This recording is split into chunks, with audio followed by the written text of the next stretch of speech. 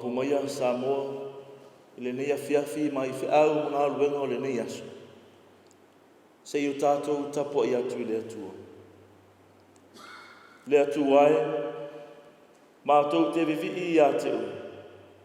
Mātou te vivi I lava. Awa wala talata mai lo suafa. Ua tau atua o vave. Se o tātou te talo mo le nganga pa ia. Tātou uifo ma te talo I le atua. Le atua tolu tasi pa I ai. Le atua le tamā le alo ma le nganga pa ia. Ua mapu ma malolo mai lo atu nuu. Ma I whiau o le malamalama ua mou mali atu. Ua fotu ai mai le komisa. Ma ua taitasi le tangata ma ngai lona ai. Ua mātou atu I uruma I le nei Afiafi. E ala I le Tapuaiga. Le ali e mātou te mua I a whea lava la ufio. Se e tauto uruaina lo mātou whaatau vaa. Nei a mātou Tapuaiga ai ma le loto a toa I la ufio. Ma whaai wina ai mea uma I le whaasilisiliina o lo lava vi inga e whaavavau. Whaavavau lava. Amen. O le whaitauina o awhionga pa ia o lo tātou wali. Tusi filfilia mo I tātou le nea Afiafi. O mō mai lea I le evangelia Iesu Keriso na whaamauina e māreko. Aolona mata upu e tolu. Aolona foi upu e tolu sifulu maratasi. Se ia whaangata mai le tolu sifulu ma le lima. Tātou te whaitauina. Māreko aolona mata upu e tolu. Aolona foi upu e tolu sifulu maratasi. Se ia whaangata mai le foi upu e tolu sifulu ma le lima. E whaitauina. Whaafonga maia. O le whaitauina o awhionga pa ia alo tātou wali. O no mai ai lea o lona tina ma o nauso. Ua tutu I fafu. Ma wheau atu I a te ia. Ma wala au atu I a te ia. Ua nonofo vangavangai I a te ia le motu o tangata. Ua lātou whai ane fo I a te ia. Whauta o lau tina ma o uso o I fafo. O sa ili I a te oe. O natali atu leo ia I a te I lātou. O ai ea lau tina. O ai fo I o uso. O na sila solo ai lea o ia. I e no nofo vangavangai I a te ia. Ua whaape atu. Whaauta I lau tina mo uso. Au ao le whaia le whinangalo le atua o lo uso lea. Ma lo utua whawhini. Ma lo tina. Whaamanuia mai le atua. E ala le tātou whaitau ma whaalongolongo I nisi o upu. Mai lana whionga pa ia. Tu mau ia te ia lona lava vi inga. Nei se ia o I le whaavavau lava. Amen. O le launga le sofa mamado le atua le tamā. Le alo ma le nganga pa ia. Amen.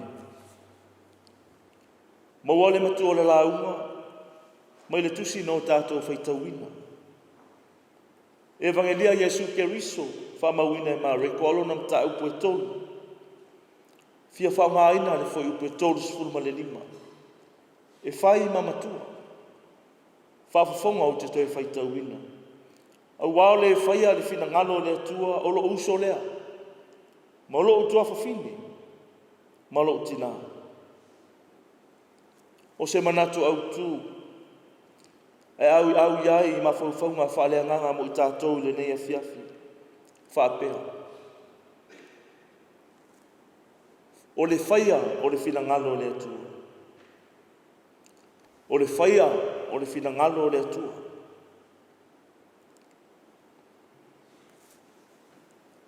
Ua leo whaapito pe whaasino I se taime tasi le manatu au tū.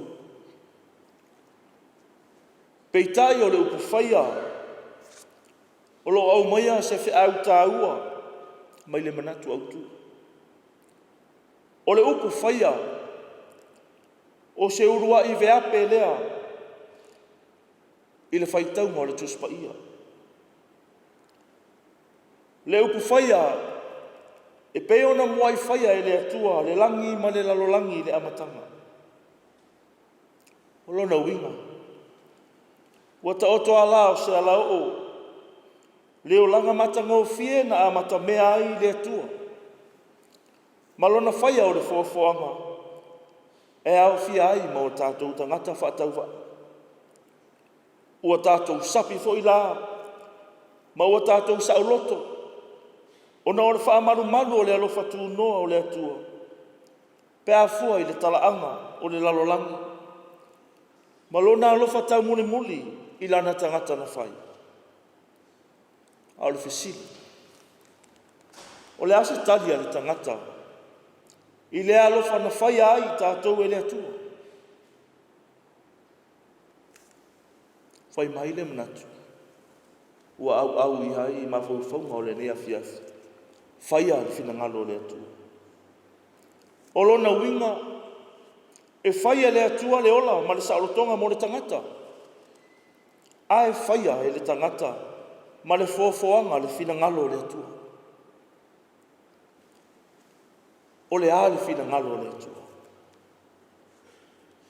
O le fina ngalo le atua o lo wavala mai le tusi no tātou whaitawina i le nei Afiafi.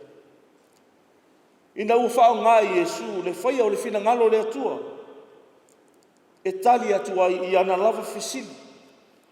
Na ia fesili ngia ai tangata ina ua lātou whapea ne whauta. O lo tina ma o uso. O i whafo o sa ili a te oe. O le tali atua Yesu. O matua langa i manatu o tangata. Ma e o mai lava i ona pōnei. Po le atonu le winga o nei saunoanga Yesu. Talu ai. E tau lore tina ma le uso. Ia o le ata lava le nā o le tamaa atua whawhine. Whanau ma le ainga ato. Ao tātou e tau loa le ainga. Pei e ngā se mea i le whatu. A fesili pe ai se a o le tangata malona whaasinomanga, o le tangata malona ainga. O se mea e pele i le loto o male anganga. O mareko se whai e vingalia. Tā ua i le whamauina o le tala le leia Yesu. E ulava ina manatu le toa tele o nisio lau suesue. O le tusi a mareko. O se tusi. O whaatele ai le tusinga. Peitai o se tusi o lo au tasi. I le sini au tu o tala. E mori mau i le tangata i ngoi a Yesu. O lona a inga ma lona whaasino manga. O lona tupuanga ma ona sootanga whare tangata. O le Mesia na whaatalitali a Israelu. Se i whaola i lato. A o le mea wa tupu. Wa whelava sai manatu. Tu sa ai ma le mori mau a mareko. E whaatutau i le tu tangata o Yesu. Malana ngaluenga whaola. O le ngaluenga whaola Yesu i le tusi a mare. Na ia wha i loa ai, lona a inga monu. Ai maise o lona sootanga i tangata uma. Mativa pe mauoa. Vai pe malosi. Le lei pe leanga. A meo tonu pe anga salafo. Whaatasi ai maisi e se nga uma o le sosaiete. Ua tawa vai ai e leisi tangata. Leisi o na uso a tangata. A o le whe au o le tusi a mareko. O lo ia au mai ai. Yesu o se tupu e au auna mo tangata. O le ata o le atua. E puapua ngā tia alofa. Whaatasi mauna tangata. Ai whaisi matu i au le whasilia Yesu. Pe a fua i le mori mau a mareko. A wai pei o fōringa mai. Ua whaaluma ina lona a inga. I luma o tangata. Ma le whaapito lana sila. I tangata e patino i ate ia peitai. O lona whaanga ina o le whina ngalo le atua. E whailoa ai lona a inga moni. Na wavala i loa le nganga moni. Ma le winga tonu. O saunoa ngā whaola. Wa au mai ai se ata o le a inga o le atua. E te le atu i le a inga. Whale tino o Yesu. O manatu i ai tangata. Whapeila ona iele whai upu wa vea nei ma tātou matua. O lo au mai ai le taiala, mai loa ai le tangata, le winga moni. O le avea ai o ia masuri o le ainga o le atua. O le whina ngalo o le atua. E tu sa ai ma le mori maua ma reko. Na whaasino Iesu i le whangawhanga ia leo i e tangata. Na whapoto ma whaalongolongo ia na o onga. Ao le o onga o saunoanga Iesu, na i e whaasino ai. Le ngai o inga, a tangata o loo whai. O lona winga. O le whina ngalo o le atua. I whapei ona i eita ngata o whaalongolongo i ate. Ia mao popo. I pei ona latu vangvanga ia Iesu. Whaalongo, mausitai. I le whina ngalo whetalai mai o le atua. Peitai. I le na o le whaalongolongo, mausitai. I whaalongona. Ai sili mata o le whaalongo. Langona mawhaia. O le whaia e tāua tele ai le malamalama o le whinangalo o le atua. E tauala mai lo na nganga paia. Nā te toi whaamaite i le tangata le whaia o lona whinangalo. E ai maisi vala o le whinangalo o le atua. O lo maua mai le tātou matua. O le sao o le whaamuamua. A ve vesi solo le aingo Iesu e tau sa ili. Po feo iai leli. Ai o lo whaamuamua e tangata. Le whaalongolongo i upo le ola. O lo o atu ai Iesu. Samoa e le ni Afiafi. O le afo i se fe au o le tala le lei mo i tātou. E le whapea ua le amana ia Iesu lo na ainga. Ai mai se o lo iai masiona tina. Ia pe ave sea i foi le tāua o mea nei o ainga. Ua o se vaenga tāua o le tātou soifua ma le ola. Ia sila i le atua ma lona whinangalo. Feo mawai. Lea vainga. A lea e tauala mai. Ia na au auna ma lona whinangalo. Whaalia. Mō le kālesia. Ua mau popo whainganu. Ua atoa uma pou pe a potopoto nu. Pou o tala. Pou o la uma o ai talatua. Ua ngau o tātou wharsa. Ua whamanatu mai le whai o le whinangalo le atua. E tā ua ai le sa o le whaamuamua. Ia whaamuamua le atua. O le mau poponga e peo na whaamamafa Iesu e le momia ai le tustusi lima. Whaamawalunga, ma le whai o winga. E awhia ai le isi o uso atangata. O le whinangalo lava ia o le atua. E le manao ia le angara tangata. O le whinangalo lava ia o le atua. E le ai ma se mea le anga ai le tangata. A o le fisili. I whapewhea o nei loa o tātou whaia. E i loa o lo tātou whaia le whinangalo o le atua. Pe a whaia atangia i lo tātou ola i aso whaiso. Whea rolo whahai. Whea oi ai mawhitau sia. Ai mai se i lo tātou matau. I le atua malona whinangalo. Ta wala mai i ana au auna. Ai mai se o lana i kālesi.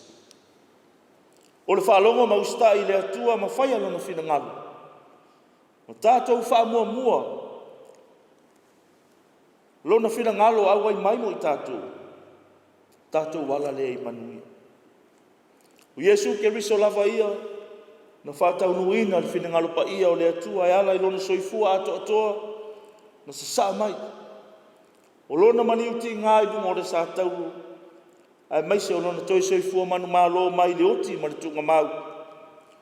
O tātou sauwhanga ai lona mālo e whawawau. E a whai tātou te tali tonu ma le whātua tua i ate. Tu mau pe i le atua lona lava vi inga. Nei se ia o i le whawawau lava. Amen. Le tātou vi atu I le atua, I lona vi inga iwa sifuru ma le lua. Iwa sifuru ma le lua vi inga o le atua, tātou te vi ai.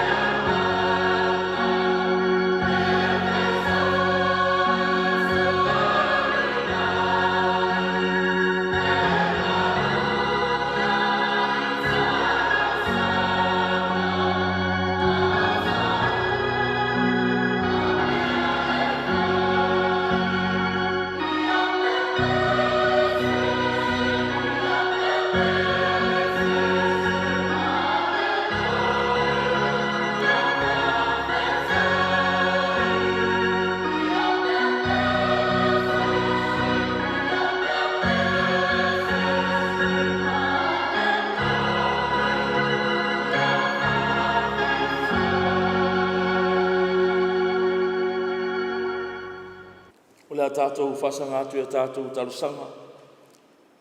Tālo le whaaftai, whaatu e senga. Mau mole atu nisi o tātou mana o ilu mo le atua. O tātou wifo ma te talo I le atua. Le atua ma manae. Le atua le tamā, le alo, ma le nganga pa ia. O le ali o ali. O le pongai o le ola. O le mata isau o le fofoanga. O tupu mali isili I lātou te ifo atu I la wafi. Mātou fia whapaleina lo suafa I le vi inga sili sili. O na roa lofa ma lo wha maona. O wavenga ma wala saunia I lo mātou ola. Mātou te ofo ai. Ua mātou mapu mai ma malolo I le ngata o wheau ma lava singa. O le nei aso. A o le unga. O le nei fo I vai aso I ona wheau. Mātou whaafetai le atua. Le ola ma le malos.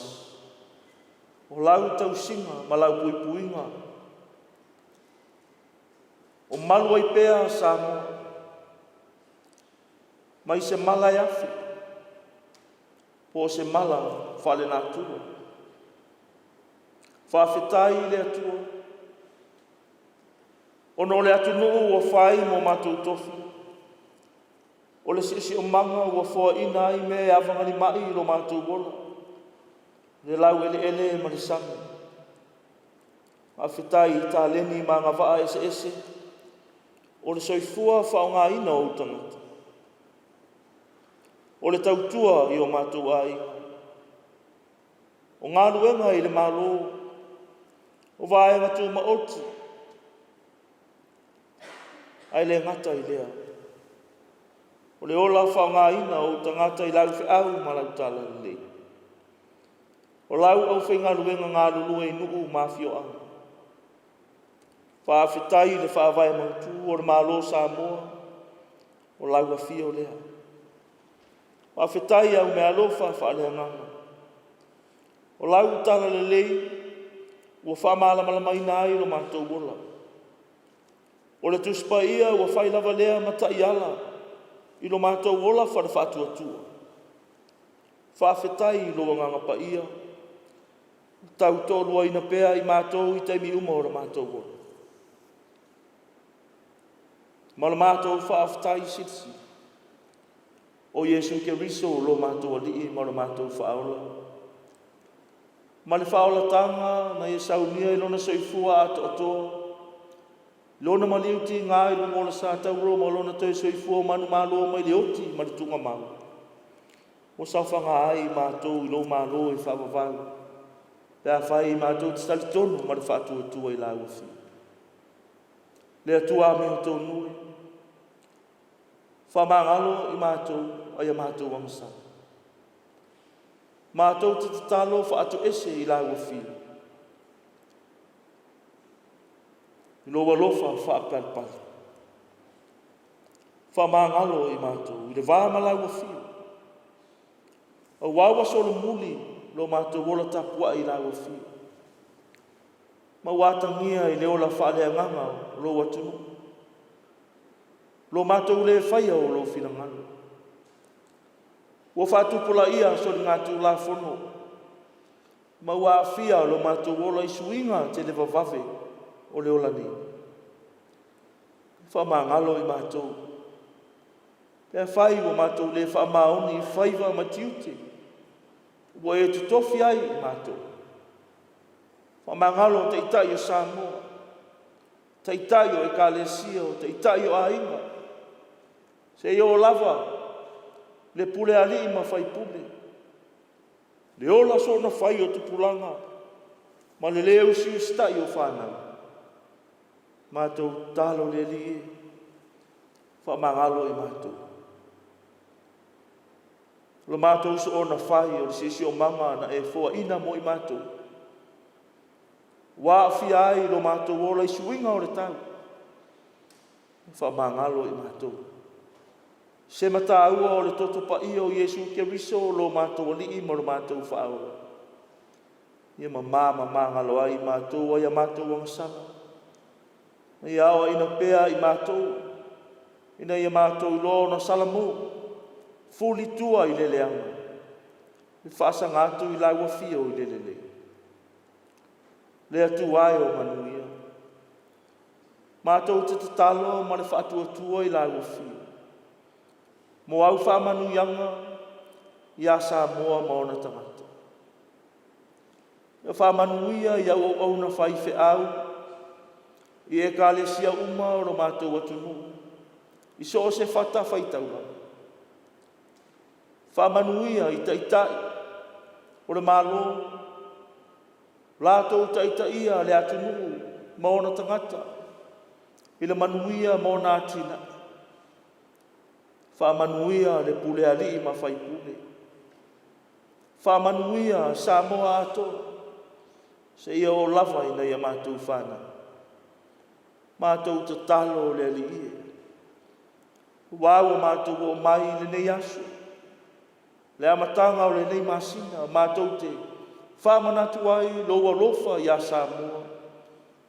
Mā le saolotonga na e fua ina I ai mātou. Mātou te tatalo le ali.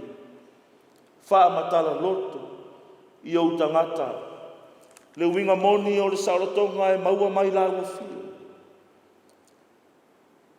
Ia tāo fie lau fio. Lo mātou whaamanatu e ala I fianga. A ia mātou langona. Lea lofa moni o lawa fio ia I mātou. Nā la ai lo mātou sauroto. Mātou te tatalo lea li ie. Se ia lofa e te pui manu Samoa. Mai whainga tāo leo lani. Ai mai se o suinga te le vavave o leo langa. Afia ai na ia mātou whanau. Matupulanga. Mātou te tatalo lea li ie. Ia pui e lawa fio I mātou. Le amatanga o le nei masina maona fuafuanga. Le a whatonu o le nei tausanga. Ia mātou wala au lawa fio. Ia e au ai ia mātou fuafuanga uma. Whale malo, whale kalesia, o mātou ai. O mātou fuafuanga uma wa e sila fia tama. Mawai so mātou manuia. Ia e whātau nuina I loa lofa ma loa ngalele. Saili ngā māloa so se Samoa. Ia tunu e mamau. Mātou te tālo le liye. Ia apelpele ina pēa le soifua I lātou le tausinga au awalofa. Ai maise. Iau tangata anu. Tala whauto ai. Ono o lau fe au ma lau tala le liye. Whamanuia e lawa fio. Ko lisi whawhai fe au te tonu si o mātou watunu. Lo mātou hanga atu ai fōi le aso ata e au. Le sāpati pa ia o lawa fio. E mātou talo le li ia e mamori atu iai. Le soifua ma le ola o tangata. Tamā.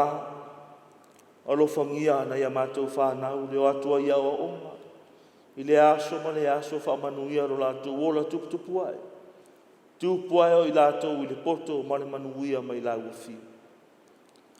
Le nei pōta mā, malu mai mōna whaingata. Tātou ma laua fio e ala whai ai mātou I le aso ata e au.